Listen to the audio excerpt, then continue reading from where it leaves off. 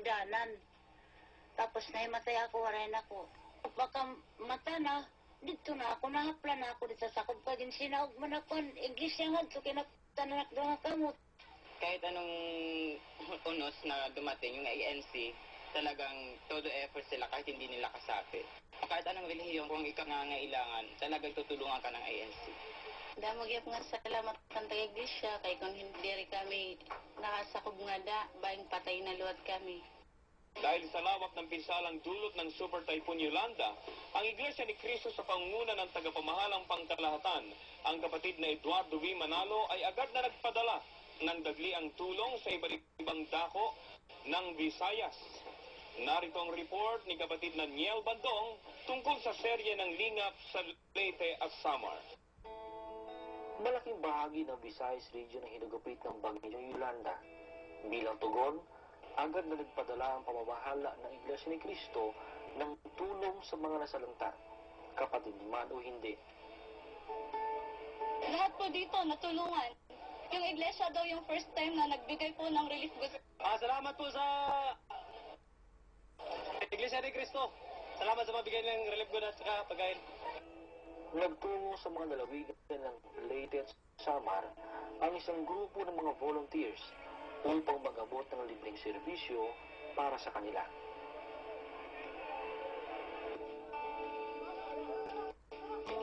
Nadatna ng team ang mga residenteng nakaligtas dito sa Borongan City, Samar, na sinasalba ang mga gamit na maaari pa nilang pakinabangan.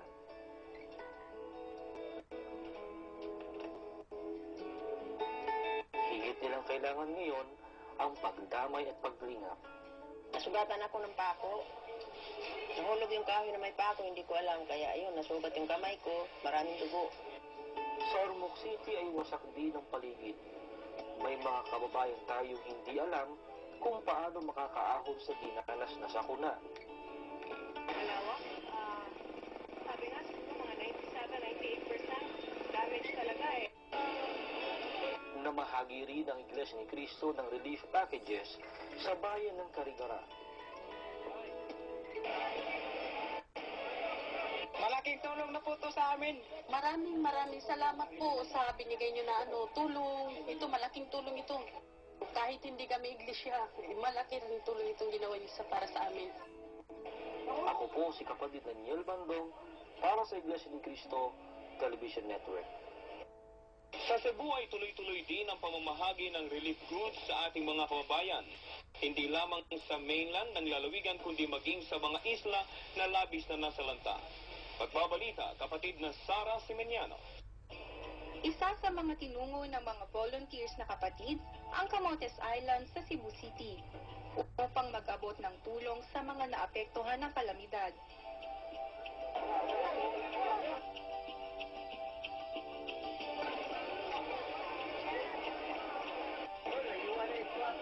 Maraming salamat po sa Iglesia ni Cristo na pinanguluhan ni Felix Y. Manalo Foundation. Nagpasalam kami sa iglesia lang nag-donor din.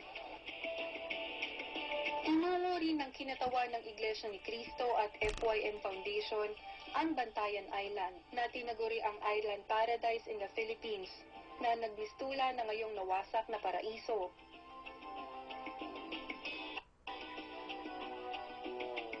Isang malaking pagsubok yan sa amin, ngunit hindi po kami mawawalan ng pag-asa dahil nandyan yung Panginoon Diyos sa amin ang laging nag-iingat. Sa ilalim ng sikat ng araw, sama-sama at tulong-tulong na nilingap ng team ang mga kapuspalan nating kababayan sa dakong ito sa pamamagitan ng pamimigay ng relief goods at libreng check-up. Magpasalamat namin sa Iglesia ni Cristo kung nanay na abot og bantayan sa ilang tabang. Salamat po sa Iglesia ni Cristo.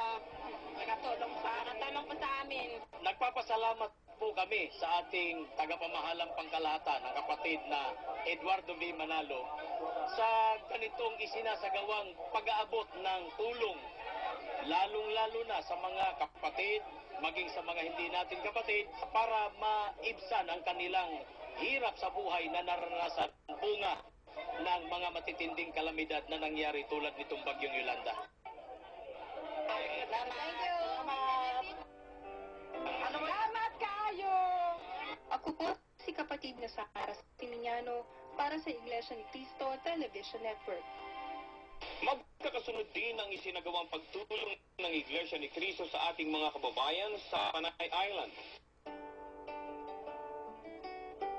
Mabilis na tumugon ang mga ministro, mga may tungkulin, at mga kapatid upang lingapin ang mga kababayang labis na nasalanta sa bayan ng Barotac Nuevo, Iloilo.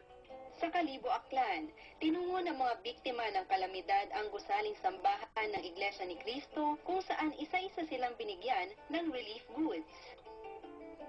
Maging sa labas ng gusaling sambahan sa Rojas City, makikitang nakapila ang mga hinagupit ng bagyo upang makabahagi sila ng relief goods. Ang lingap sa mamamayan ng Iglesia ni Cristo ay patuloy na isasagawa upang tulungan at damayan ang mga kababayan nating naapektuhan ng Super Typhoon. Ako po si kapatid na Joyce Evangelista para sa Iglesia ni Cristo Television Network. Samantala, nagpapatuloy ang repacking ng Iglesia ni Cristo sa iba't ibang dako ng ating bansa upang mas marami ang mga kababayan nating matutulungan. Si kapatid na Minalyn Lorido para sa mga detalye.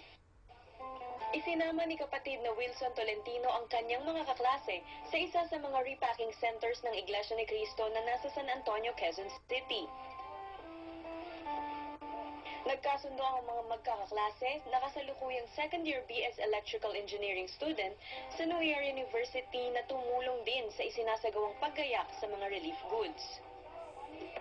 Naisip ko po yung yung tuwa ng ating mga kapatid o ng ating mga kababayan na makakatanggap po ng tulong. Alam naman po natin na mahirap na po ang kalagayan doon. Kasi napagalaman po namin na nangangailangan po ng mga volunteers para po makakatuwang sa pagpapak ng relief goods. Mahalaga siya kasi kahit na hindi man kami makapunta dun sa mismong lugar na nasalanta ng mga kalamidad, simpleng pamamaraan lang na makapaghanda kami ng mga gagamitin at makakain nila. Masaya na yan sa pakaramdam. Mga anak naman ni kapatid na Lalia Gata ang kanyang isinama sa repacking center. Kinikilala ng kanyang buong sambahayan na pagsunod sa kalooban ng Diyos ang pagtulong sa kapwa, lalo na sa mga oras ng pangangailangan. Nakakita ko yung meron tayong relief dito, in a way na sabi ko, hindi naman makarating sa Tacloban para tumulong. Sabi ko sa mga anak ko, sama ko dito sila para sa pamagitan ng pagtulong namin dito, parang nakatulong na rin kami sa kapatid natin. Hindi lang sa mga kapatid sa Tacloban, kundi para sa mga nasalanta ng bagyo. Ilan lamang sila sa mga volunteers na walang sawang pumupunta sa mga repacking centers ng Iglesia ni Cristo tulad ng narito sa San Antonio, Quezon City. Pinalalakas nito ang pag-asa ng mga kababayan natin sa kanilang ginagawang pagbangon pagkatapos ng trahedya. Sa ganitong paraan, naipakikita nila ang pagdamay at pagtulong kapatid man sa iglesia o hindi. Puspusan pa rin ang pagre-repack ng mga kapatid dito sa repacking center ng Iglesia ni Cristo dito sa San Antonio, Quezon City. Tuloy-tuloy ang paggawa ng mga volunteers sa kapatid mula sa iba't ibang lokal ng Iglesia ni Cristo. Nagpapatuloy rin ang pagdating ng iba't ibang mga donasyon mula sa mga kapatid bilang pagtugon sa patuloy na panawagan ng tagapamahalang pangkalahatan ng Iglesia ni Cristo, ang kapatid na Eduardo V. Manalo, na lingapin ang mga kababayan nating sinalanta ng Super Typhoon Yolanda. Ako po si kapatid na Minalyn Lorido para sa Iglesia ni Cristo Television Network. Hindi humahanga sa mga material na bagay ang pagtulong at paglingap ng Iglesia ni Cristo. Sa pagkasangkapan ng Diyos sa tagapamahalang pangkalahatan, ang kapatid na Eduardo V. Manalo agad na nagpadala sa Visayas ng mga ministro at manggagawa na may kasanayan sa pagtuturo tungkol sa Critical Incident Stress Management. May report si kapatid na Lovell Diaz.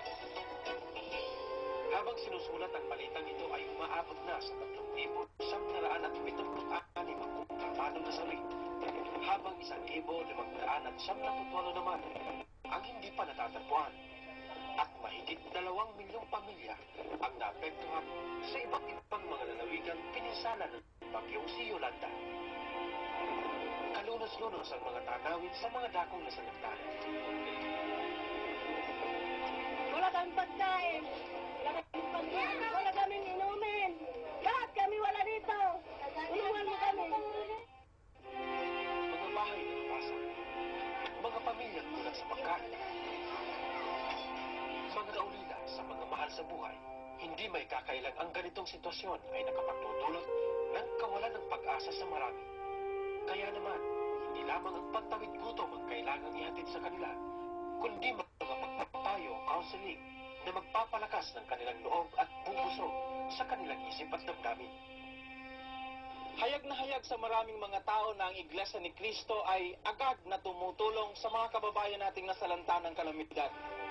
Subalit kinikilala ng pamamahala sa Iglesia ni Cristo na kung paano kailangan ng mga kababayan nating nasalanta ng kalamidad ang kagyat na tulong para sa kanilang pangangailangan sa araw-araw at sa kanilang pangangailangang medikal, ay kailangan din nila ng mga pagpapayo upang magkaroon sila ng tamang pagpapasya at tamang pananaw ukol sa pagsubok na kanilang pinagdaraanan.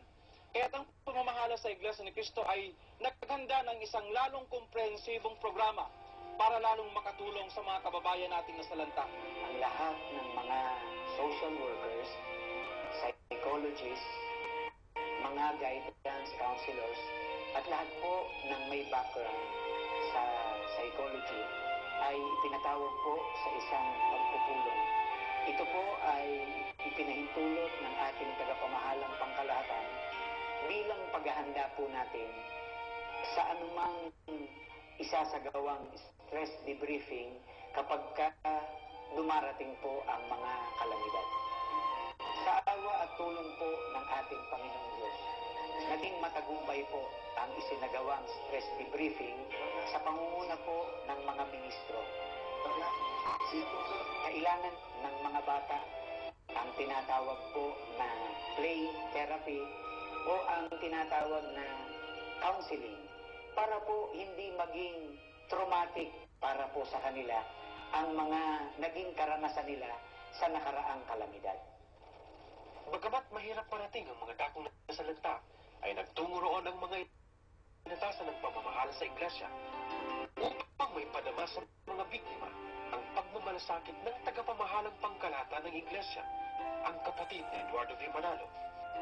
Hanggang sa kasalukuyan po, ang mga ministro po at ang mga kapatid natin may kaalaman sa guidance and counseling ay naroon po sa Iloilo, naroon po sa Cebu, at ang isa po ay nasa Tacloban. Patuloy po ang ganitong aktibidad at sa mga susunod na araw po ay meron na pong magtutungo sa Samar at sa Capiz.